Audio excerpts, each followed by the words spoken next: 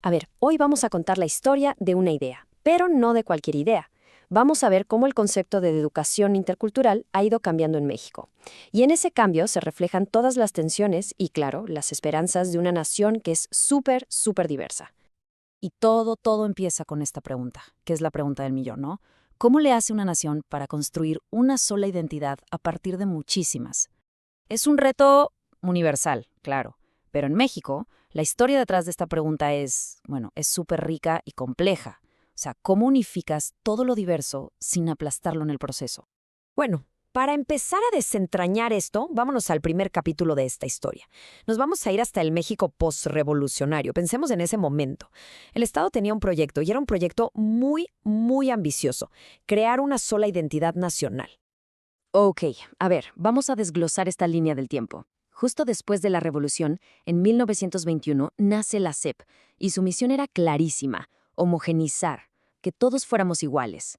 Luego, en los años 30 y 40, entran con todas las políticas que llamaron indigenistas, que buscaban, pues, mexicanizar al indio, integrarlo a este ideal de nación mestiza.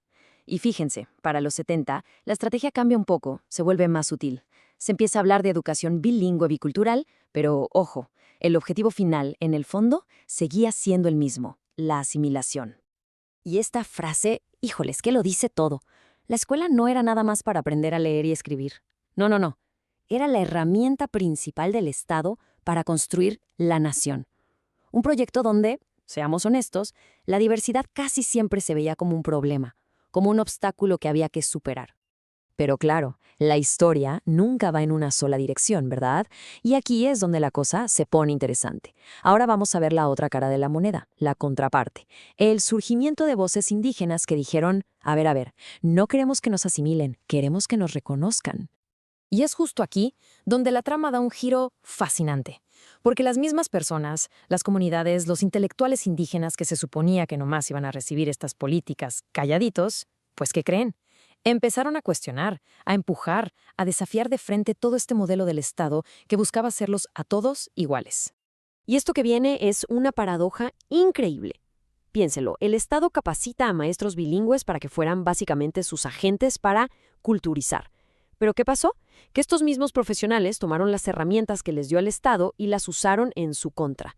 Se emanciparon, crearon sus propias organizaciones y empezaron a exigir una educación completamente diferente, una que por supuesto valorara y no borrara sus propias culturas. Y justo en medio de todo este jaleo, de este debate, de repente, llega una palabra nueva, un concepto que venía de fuera, pero que aquí en México lo iba a cambiar absolutamente todo. Le dio a la gente un vocabulario nuevo para pensar y hablar sobre la diversidad. Ok, la primera palabra clave es esta: multiculturalidad. Pensemos en ella como si fuera una foto. Es un término que solo describe lo que hay, la realidad. Dice simplemente: oigan, aquí, en este espacio, hay muchas culturas diferentes. Y ya, punto. Pero luego llega esta otra palabra: interculturalidad. Y aquí, ojo, porque este es el cambio de juego. Ya no se trata nada más de tomar la foto y decir: ah, sí, somos diversos. No, la interculturalidad es una propuesta, es un plan. Es decir, ok, ya que somos diversos, ¿cómo le hacemos para convivir bien? ¿Cómo deberían ser las relaciones entre nosotros? Es un proyecto, es una meta, una visión de futuro. Ahora vean esta tabla, porque aquí se ve clarísimo. Los dos conceptos, multiculturalidad e interculturalidad, aceptan la igualdad y la diferencia. Hasta ahí, todo bien. Pero la interculturalidad le mete un tercer ingrediente que es, de verdad, revolucionario: la interacción positiva. O sea, no es suficiente con tolerarnos y vivir cada quien en su cuadrito. No, la idea es buscar activamente el diálogo, la convivencia, el enriquecimiento entre todos. Entonces, una vez que se pone sobre la mesa este nuevo objetivo, la interculturalidad, pues surge la pregunta obvia: ok, muy bonito, ¿y esto cómo lo hacemos en las escuelas? ¿Cómo se come? Y es justo aquí donde la historia se parte, digamos, en dos grandes caminos. Por un lado está la comunalidad. Esta es una propuesta que nace desde abajo, desde las mismas comunidades.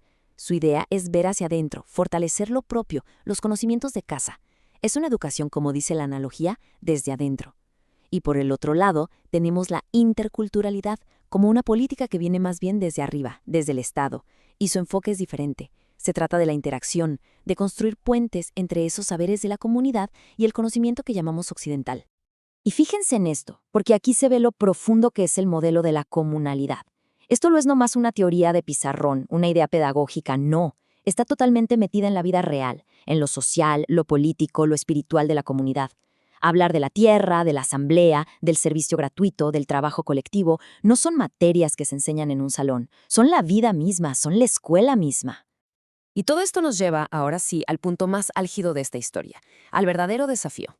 La pregunta es, ¿de verdad es posible que todas estas formas de conocimiento, estos saberes, puedan coexistir? Y más importante, dialogar en un plano de igualdad real. ¿La cultura de quién? ¿Las decisiones de quién? La pregunta suena súper simple, pero créanme, es la más importante de todas. Porque en el fondo, muy en el fondo, todo este debate sobre la educación intercultural es en realidad un debate sobre el poder, sobre el control. A ver, ¿quién decide qué se enseña y cómo se enseña? Esa es la verdadera pregunta. Y para entender esto, este modelo de Bonfil Batalla es una joya. Es una herramienta súper potente. Fíjense, la verdadera autonomía cultural, la de a de veras, solo pasa en ese cuadrito de arriba a la izquierda, cuando un grupo tiene sus propios recursos culturales y además toma sus propias decisiones sobre ellos. Todo lo demás es otra cosa. Es cultura enajenada, cultura apropiada o, en el peor de los casos, cultura impuesta. El reto de llegar a ese primer cuadrito es enorme. Y bueno, para poder navegar toda esa complejidad, hay que entender que la diversidad no es una sola cosa. Se mueve, por así decirlo, en 3 dimensiones. 3 ejes clave que están súper conectados entre sí. Y esos 3 ejes son estos. Primero, la desigualdad, o sea, el eje de la lana, de los que tienen y los que no. Segundo, la diferencia.